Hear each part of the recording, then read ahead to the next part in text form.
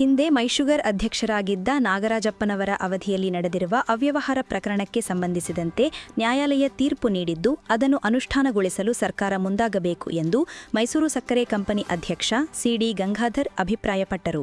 ಸುದ್ದಿಗೋಷ್ಠಿಯಲ್ಲಿ ಪ್ರಕರಣಕ್ಕೆ ಸಂಬಂಧಿಸಿದಂತೆ ನ್ಯಾಯಾಲಯ ನೀಡಿರುವ ತೀರ್ಪಿನ ಪ್ರತಿಯನ್ನು ವಿತರಿಸಿ ಮಾತನಾಡಿದ ಅವರು, ಸುದೀರ್ಘ ಅವಧಿಯ ನಂತರ ನ್ಯಾಯಾಲಯ ಪ್ರಕರಣಕ್ಕೆ ಸಂಬಂಧಿಸಿದಂತೆ ತಡೆಯಾಜ್ಞೆ ತೆರವುಗೊಳಿಸಿರುವುದು ಮತ್ತೆ ತಡೆ ನೀಡಲು ನಿರಾಕರಿಸಿರುವುದರಿಂದ ಆಸ್ತಿ ಮುಟ್ಟುಗೋಲು ಮೈಶುಗರ್ ವ್ಯಾಪ್ತಿಗೆ ಬರುವುದಿಲ್ಲವಾದ್ದರಿಂದ ಈ ಜವಾಬ್ದಾರಿ ಸರ್ಕಾರದ್ದಾಗಿದ್ದು ಸರ್ಕಾರ ಕ್ರಮ ವಹಿಸಬೇಕು ಎಂದು ಸ್ಪಷ್ಟಪಡಿಸಿದರು. ಜಿಲ್ಲಾಧಿಕಾರಿಗಳ ಮೂಲಕ ಮಾಹಿತಿ ಸಂಗ್ರಹಿಸುವ ಸಾಧ್ಯತೆ ಇದೆ ಎಂದರು. ಹಿಂದೆ ಮೈಸೂರು ಸಕ್ಕರೆ ಖಾಟಾಣಿಯಲ್ಲಿ ಮೊಲಾಸಿಸ್ ಸೋರಿಕೆ ಬಗ್ಗೆ ವಿವಿಧ ಮಾಧ್ಯಮಗಳಲ್ಲಿ ತಪ್ಪು ಮಾಹಿತಿ ವರದಿಯಾಗಿರುವುದರಿಂದ ಅಬಕಾರಿ ಇಲಾಖೆ ನೇತೃತ್ವದಲ್ಲಿ ತನಿಖೆಗೆ ಮನವಿ ಮಾಡಲಾಗಿತ್ತು. ಇದರ ಮೇರೆಗೆ ಅಬಕಾರಿ ನಿರೀಕ್ಷಕರು ಎಲ್ಲಾ ಟ್ಯಾಂಕ್ಗಳಲ್ಲಿರುವ ಭೌತಿಕ ಕಾಕಂಬಿಯ ದಾಸ್ತಾನನ್ನು ಪರಿಶೀಲಿಸಿ ವರದಿಯನ್ನು ನೀಡಿದ್ದು ಕೇವಲ 7.43 ಮೆಟ್ರಿಕ್ ಟನ್ನಷ್ಟು ಮೊಲಾಸಿಸ್ ಸೋರಿಕೆಯಾಗಿದೆ ಎಂಬ ವರದಿ ನೀಡಿರುತ್ತಾರೆ. ಈ ಹಿಂದೆ ವರದಿಯಾಗಿತ್ತು ತಪ್ಪು ಮಾಹಿತಿ ಎಂಬುದು ಇದರಿಂದ ತಿಳಿದು ಬಂದಿದೆ ಎಂದು ವಿವರಿಸಿದರು.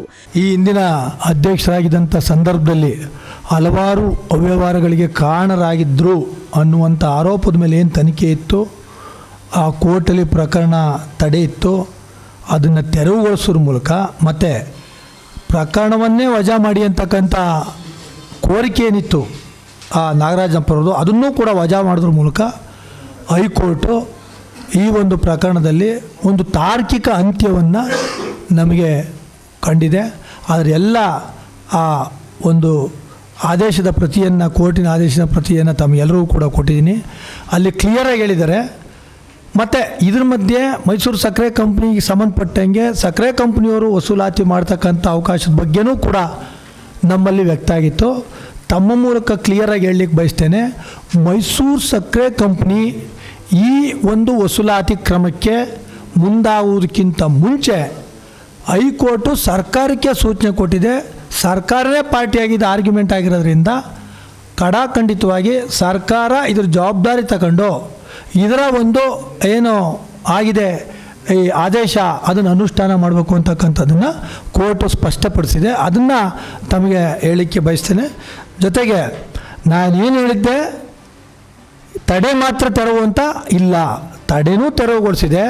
ಮತ್ತು ಕೋರ್ಟ್ ವಜಾ ಮಾಡಿ ಈ ಪ್ರಕರಣ ಹೊಂದಿದ್ರಲ್ಲ ಅದನ್ನೂ ಕೂಡ ಅಪ್ಪಿಲ್ಲ, ಕೋರ್ಟು ನಿರ್ದಾಕ್ಷಿಣ್ಯವಾಗಿ ವಜಾ ಮಾಡಿದೆ ಅಂತಕ್ಕದ್ದನ್ನು ತಮಗೆ ಹೇಳ್ತಾ, ಮತ್ತು ಕೆಲವು ದಿನಗಳ ಹಿಂದೆ ಮೊಲಾಸಸ್ ಟ್ಯಾಂಕ್ ಭಾಳಷ್ಟು ನಷ್ಟಕ್ಕೆ ಕಾರಣ ಆಗಿದೆ ಅಂತಕ್ಕಂಥದ್ದನ್ನು ನಮ್ಮ ಮಾಧ್ಯಮ ಸ್ನೇಹಿತರು ಮತ್ತು ಕೆಲವು ದೃಶ್ಯ ಮಾಧ್ಯಮದಲ್ಲೂ ಕೂಡ ಹೇಳಿದರು.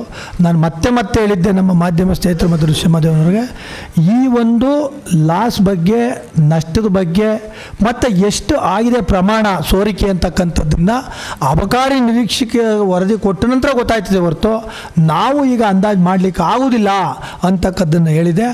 ಆ ಪ್ರಕಾರ ನಮ್ಮ ಎಕ್ಸೈಸ್ ಡಿಪಾರ್ಟ್ಮೆಂಟ್ ಅವರು ಸಮೂಲಾಗ್ರವಾಗಿ ತನಿಖೆ ಮಾಡಿ ಪರಿಪೂರ್ಣವಾದ ವರದಿಯನ್ನು ನೀಡಿದ್ದಾರೆ. ಸುಮಾರು 7 ಟನ್ 430 kg ವ್ಯರ್ಥ ಆಗಿದೆ. ಇದು ಸಾಮಾನ್ಯವಾಗಿ ಇದಂಥ ಅಪಾರ ಪ್ರಮಾಣದ ನಷ್ಟ ಅಲ್ಲ. ಯಾಕೆಂದರೆ 11,400ಕ್ಕೆ ನಾವು ಮಾರಾಟ ಮಾಡಿದ್ದೀವಿ. ಸುಮಾರು 7-7.5 ಲಕ್ಷ ನಷ್ಟ ಆಗಿದೆ. ಬಿಟ್ಟರೆ ಕೋಟ್ಯಾಂತರ ರೂಪಾಯಿ ಲಾಸು ಅನ್ನುವಂಥದ್ದನ್ನು ಕೆಲವು ಕಿಡಿಗೇಡಿಗಳು ಈ ದೃಶ್ಯ ಮಾಧ್ಯಮದ ಮೂಲಕ ಮತ್ತು ಅಪಪ್ರಚಾರ ಮಾಡೋದ್ರ ಮೂಲಕ ಕೆಲವರು ಹಬ್ಬಿಸಿದ್ರು. ಆ ಸ್ನೇಹಿತರಿಗೆ ಹೇಳಲಿಕ್ಕೆ ಬಯಸ್ತೇನೆ, ದಯಮಾಡಿ ತಪ್ಪು ಮಾಹಿತಿಯನ್ನು ದಾಖಲೆ ಇಲ್ಲದೇ ನೀವು ಜನತೆಗೆ ಹೇಳೋಕ್ಕೆ ಹೋಗಬೇಡಿ. ಪ್ರಾಮಾಣಿಕವಾಗಿ ಕೆಲಸ ಮಾಡ್ತಾ ಇರೋರಿಗೆ ಹಗಲು ರಾತ್ರಿ ಅಂದರೆ ಮೈಸೂರು ಸಕ್ಕರೆ ಕಾರ್ಖಾನೆ ಹೋರಾಟಕ್ಕೆ ಉಳಿಗೋಸ್ಕರ ಹೋರಾಟ ಮಾಡೋರು ನೋವಾಗ್ತದೆ ಅನ್ನುವಂಥದ್ದನ್ನು ಹೇಳ್ತಾ, ಮುಂದಿನಿಂದಲೇ ಈ ರೀತಿ ದಾಖಲೆ ಸಮೇತ ಅವರು ರುಜುವಾತು ಮಾಡಿದ್ರೆ ಖಂಡಿತವಾಗಲೂ ಕೂಡ ನಾವು ಅದನ್ನು ಪರಿಶೀಲನೆ ಮಾಡ್ತೀವಿ. ಗೋಷ್ಠಿಯಡಿ ಕಾಂಗ್ರೆಸ್ ವಕ್ತಾರ ಸಿಎಂ ದ್ಯಾವಪ್ಪ, ಕಾರ್ಮಿಕ ವಿಭಾಗದ ಅಧ್ಯಕ್ಷ ರಾಮಕೃಷ್ಣ, ಪರಿಶಿಷ್ಟ ಜಾತಿ ವಿಭಾಗದ ವಿಜಯ್ ಕುಮಾರ್, ಸೋನಿಯಾ ಬ್ರಿಗೇಡ್ನ ವೀಣಾ ಶಂಕರ್, ಲಕ್ಷ್ಮಣ್ ಹಾಗೂ ಉದಯ್ ಕುಮಾರ್ ಇದ್ದರು.